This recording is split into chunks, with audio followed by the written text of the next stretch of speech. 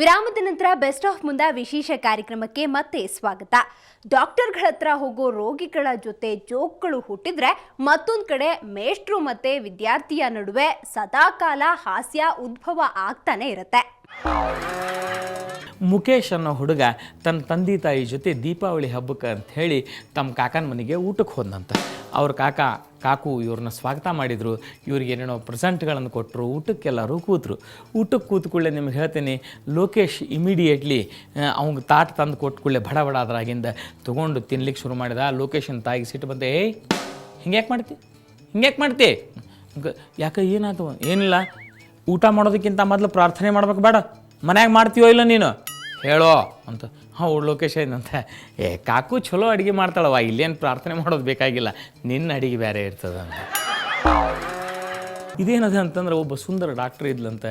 ಆ ಡಾಕ್ಟ್ರನ್ನ ನೋಡಲಿಕ್ಕೆ ಒಬ್ಬ ಹುಡುಗ ದಿನ ಬಂದು ಕೂಡ್ತೀನಂತ. ಆ ಡಾಕ್ಟ್ರ್ ಕ್ಲಿನಿಕ್ ಟೈಮ್ ಏನಿತ್ತು ಕರೆಕ್ಟ್ ಮುಂಜಾನೆ 9ಕ್ಕೆ ಬರಾಮ, ಅಲ್ಲಿ ಕೂಡಾವ, ಆಕಿನ ನೋಡಾವ, ಮತ್ತು ಆಕಿ 12ಕ್ಕೆ ಬಾಗಿಲು ಹಾಕ್ಕೊಂಡು ಮನೆಗೆ ಹೋಗಕ್ಕಿ, ಆಕಿ ಹಿಂದಿಂದ ಇವನು ಹೋಗಿಬಿಡಾವ.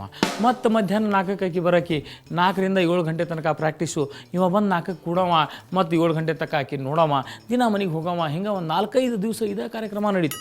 ಆಕಿ ತನ್ನ ಗಂಡು ಹೇಳಿದ್ದು, ನೋಡ್ರಿ ಹಿಂಗೆ ನಮ್ಮ ಆಫೀಸಿಗೆ ಅಂದ್ರೆ ನನ್ನ ಕ್ಲಿನಿಕ್ಕಿಗೆ ಒಬ್ಬ ಬರ್ತಾನೆ, ನನ್ನ ಎದುರಿನ ಬಾಕ್ ಮೇಲೆ ಕೂಡ್ತಾನೆ, ನಾನು ಅವ ಏನರ ಇವತ್ತು ತೋರಿಸ್ತಾನೆ ಅವತ್ತು ತೋರಿಸ್ತಾನೆ, ಆ ರೋಗದ ಈ ರೋಗದ ಅಂತ ವಿಚಾರ ಮಾಡಿದೆ. ಇವತ್ತಿಗೆ 4 ದಿವಸ ಆಯ್ತು, ಏನೂ ಮಾಡಂಗಿಲ್ಲ, ಅವ ಬರ್ತಾನೆ, ಕೂಡ್ತಾನೆ, ಹೋಗ್ತಾನೆ.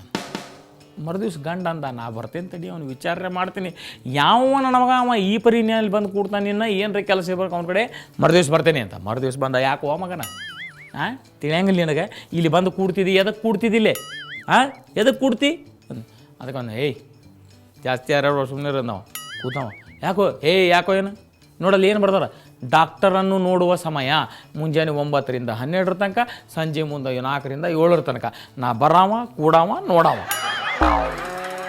ಇನ್ನೊಬ್ಬ ನನ್ನ ರಿಲೇಟಿವ್ನ ಮಗಳು ಒಂದು ದಿವಸ ತನ್ನ ಸಾಲಿಗೆ ಕರ್ಕೊಂಡು ಹೋಗಿದ್ರು ಅಂಥೇಳಿ ಅವತ್ತು ಇಂಟರ್ವ್ಯೂ ಕೊಡ್ಲಿಕ್ಕೆ ಹೋದ್ದು. ಪಾಪ ಈ ಹುಡುಗಿ ಇನ್ನೂ ಪಾಪ UKG ಹಿಂಗೇನೋ ಅಲ್ಲಿಗೆ ಹಾಕ್ಬೇಕು. ಆ ಹುಡುಗಿನ ಈ ಟೀಚರ್ ಹೇಳಿಕತ್ತಿದ್ರು, ABCD ಹೇಳೋ ಅಂತಂದು. ಇದಕ್ಕೆ ಮನೆಯಾಗೆಲ್ಲ ಬಾಯ್ಪಾಟ್ ಮಾಡಿಸಿ ಕರ್ಕೊಂಡು ಹೋಗಿದ್ರು. ಇದು ಏನು ಮಾತಾಡಲಿಲ್ಲ ಅಲ್ಲಿ. ಇವ ನನ್ನ ರಿಲೇಟಿವ್ ಅವ್ನು ಹೊರಗೆ ಕರ್ಕೊಂಡು, ABCD ಹೇಳ್ಬಿಟ್ಟ, ABCD ಹೇಳೋ ಅಂತಂದು. ಅಲ್ಲಿ ಹೊರಗೆ ನಿಂತಾಗ ಎಲ್ಲ ABCD ಜಡ್ ತನಕ ಹೇಳ್ತೀವಿ. ಮತ್ತು ಒಳಗೆ ಕರ್ಕೊಂಡು ಹೋದ್ಕೊಳ್ಳೆ ಟೀಚರ್ ABCD ಹೇಳೋ ಅಂದ್ಕೊಳ್ಳಿ, ಇದೇನು ಹೇಳತ್ತಿದ್ದಿಲ್ಲ. 1 2 3 ಅರೇ ಇಲ್ಲ, ಸಂಡೇ ಮಂಡೇ ಇಲ್ಲ. ಅವ್ರವ್ವ ಅಪ್ಪ ಇಬ್ಬರು ಹಣಿ ಗಟ್ಟಿಸ್ಕೊಂಡ್ರೆ, ಅಲ್ರಿ ಇಷ್ಟೆಲ್ಲ ತಯಾರು ಮಾಡಿ ಕರ್ಕೊಂಬಂದಿದ್ವಿ, ಏನು ಹೇಳುವಲ್ರಿ ನೋಡ್ರಿ ಟೀಚರ್ ಅಂತ ಹೇಳಿದ್ರು. ಆ ಟೀಚರ್ದು ಒಂದು ಸಣ್ಣ ಪ್ರಾಬ್ಲಮ್ ಇತ್ತು. ಆಕಿ LLTT ಅಂದರೆ ಲುಕಿಂಗ್ ಲಂಡನ್ ಥಿಂಕಿಂಗ್ ಟೋಕಿಯೋ, ಸ್ವಲ್ಪ ಅಡ್ಗಣ್ಣು, ಇಲ್ಲಿ ನೋಡೋಕೆ ಇಲ್ಲಿ ಮಾತಾಡೋಕೆ. ಆಕಿ ಏನು ಮಾಡಿದ್ಲು, ಆಗ ಈಗ ತಿಳಿಸಿ ಹೇಳಿದ್ಲಿ, ಹುಡುಗಿ ನೋಡು ನೀನು ಎಲ್ಲ ಕರೆಕ್ಟ್ ಹೋಮ್ವರ್ಕ್ ಮಾಡ್ಕೊಂಬರ್ಬೇಕು, ABCD ಹೇಳಬೇಕು, 1 2 3 4 ಅನ್ಬೇಕು, ಸಂಡೇ ಮಂಡೇ ಹೇಳಬೇಕು ಅಂತಂದ್ಲು. ಅಂತ ಹೇಳಿ ಅಡ್ಮಿಷನ್ ಆಯ್ತು, ಮನೆಗೆ ಕರ್ಕೊಂಬಂದರು. ನನ್ನ ರಿಲೇಟಿವ್ ಅವ್ನು ಹೆಂಡ್ತಿ ಕುತ್ಕೊಂಡು ಮಾತಾಡ್ಲಿಕ್ಕೆ ಶುರು ಮಾಡಿದರು. ತನ್ನ ಮಗಳಿಗೆ ತಿಳಿಸಿ ಆಯ್ತು, ಟೀಚರ್ ಏನು ಹೇಳಿದ್ರು ಗೊತ್ತಾತಿಲ್ಲ ನಿಂಗೆ, ಯಾಕೆ ಹೇಳಂಗಿಲ್ಲ ನೀ ಟೀಚರ್ ಇದ್ರಿಗೆ, ABCD ಅನ್ಬೇಕು, ನೋಡೋಣ ಅಂತಂದ್ರು. ಅದಕ್ಕೆ ಆ ಹುಡುಗಿ ಏನಂದಿರ್ಬೇಕು, ಅವ್ವ ಅವ್ರು ನನಗೆ ಹೇಳಿಲ್ಲ, ನಿನ್ನ ನೋಡ್ಕೋತ ನಿನಗೆ ಹೇಳ್ಯಾರ, ನೀ ABCD ಅನ್ಬೇಕಾದ್ರೆ. ಮಗು ಒಂದು ಹುಡ್ಕೋತ ಬಂತು ಅವ್ರ ಅಪ್ಪನ ಹತ್ರ, ಅಪ್ಪ ಒಂದು ಸಣ್ಣ ಪ್ರಾಬ್ಲಮ್ ಆಗ್ಯದ ಅಂದ. ಏನಿಲ್ಲಪ್ಪ, ನನ್ನ ಟೂತ್ ಬ್ರಷ್ ಟಾಯ್ಲೆಟ್ನಾಗ ಬಿದ್ದು ಹೋಗ್ಬಿಟ್ಟದನು. ಹೌದಾ, ಬರೀ ಇಂಥವು ಮಾಡ್ತೀನಿ ನೋಡಿ ಅಂಥೇಳಿ ಪಾಪ ಬಂದ. ಆ ಬಚ್ಚಲ್ ಮನೆಯೊಳಗೆ ಅಲ್ಲೇ ಟಾಯ್ಲೆಟ್ ಅದ್ರಾಗನೇ ಇತ್ತು. ಹುಡುಕ್ಯಾಡ್ದ, ಅದ್ರಾಗ ಸಿಕ್ತಾ ಟೂತ್ ಬ್ರಷ್, ಅದನ್ನು ತೆಗೆದು ಒಯ್ದು ಹೊರಗೆ ಹೋಗಿ ಬಂದ. ನಿಮ್ಮ ಮಗು ಕೊಯ್ತು, ಅಪ್ಪ ಅದ್ನ್ಯಾಕೆ ಹೋಗ್ದಿ, ಟಾಯ್ಲೆಟ್ನಾಗ ಬಿದ್ದಿತ್ತದ, ಅದ್ರಲ್ಲಿ ಅಲ್ಲಿ ತಿಳ್ಕೊತಾರಣ ಅಂತ ಬೈದ. ಸರಿ ಆಯ್ತು, ಮತ್ತು ಮಗು ಹೋತು, ಇನ್ನೂ ಅಲ್ಲಿ ತಿಳ್ಕೊಳಕ್ಕೆ ಹೋಗಿ ಅಂತ ತಿಳ್ಕೊಂಡು ನೀವು ಮತ್ತೆ ಓಡಿ ಬಂತದು ವಾಪಸ್ಸು. ಅದು ಅವ್ರ ಅಪ್ಪನ ಟೂತ್ ಬ್ರಷ್ ತೊಗೊಂಬಂತೀವಿ ಸರ್ತೆ, ಅಪ್ಪ ಇದು ತಗೋ, ಇದನ್ನೂ ಹೊರಗೆ ಹೋಗಿ ನೀನು, ಯಾಕಂದ್ರೆ ಇದು ನಿನ್ನ ಟೂತ್ ಬ್ರಷ್. ಹೌದಾ, ಇದನ್ಯಾಕೆ ಹೊರಗೆ ಹೋಗ್ಬೇಕು, ಅಲ್ಲಪ್ಪ ಈಗ 4 ದಿವಸದಿಂದ ಇದು ಅಲ್ಲೇ ಬಿದ್ದಿತ್ತು, ನಾ ಹುಡುಕಿ ತೆಗೆದಿದ್ದೆ. ಹೈಟ್ ಆಫ್ ರೆಸ್ಪಾನ್ಸಿಬಿಲಿಟಿ ಅಂದರೆ ಜವಾಬ್ದಾರಿಯ ತುದಿ ಏನು, ಜವಾಬ್ದಾರಿ ಹೆಂಗಿರ್ತದ ಮನುಷ್ಯಾಗ ಅಂತಂದು. ಒಬ್ಬ ಲೈಬ್ರರಿಗೆ ಬಂದು ಒಂದು ಪುಸ್ತಕ ಬೇಡಿದ್ ನಾನು, ಏನು ಅಂತಂದ್ರೆ, ಸರ್ ನಾನು ಆತ್ಮಹತ್ಯೆ ಮಾಡ್ಕೋಬೇಕಂತ ಮಾಡೀನಿ, ಆತ್ಮಹತ್ಯೆಗೆ ಸಂಬಂಧಪಟ್ಟದ್ದು ಒಂದು ಯಾವ್ದಾರು ಪುಸ್ತಕ ಕೊಡ್ರಿ ಅನ್ನೋದು. ಅದಕ್ಕೆ ಅವನು ಲೈಬ್ರರಿ ಅತಿ ಜವಾಬ್ದಾರಿಯಿಂದ ಕೇಳಿದಂತ, ಹೌದಪ್ಪ ಕೊಡ್ತೇನೆ, ಆದರೆ ಇದನ್ನು ವಾಪಸ್ ಯಾರು ತಂದು ಕೊಡ್ತಾರೋ ಮರಾಯ.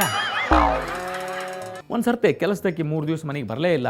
ಈ ಮನೆಗೆ ಓನರ್ತಿ ಆಕಿನ ಜೊತೆ ಟಬರ್ ಮಾಡಿಲ್ಲ, 3 ದಿವಸ ಆತ ಕೆಲಸಕ್ಕೆ ಬಂದಿಲ್ಲ, ಯಾಕೆ ತಿಳಿಯಂಗಿಲ್ಲ.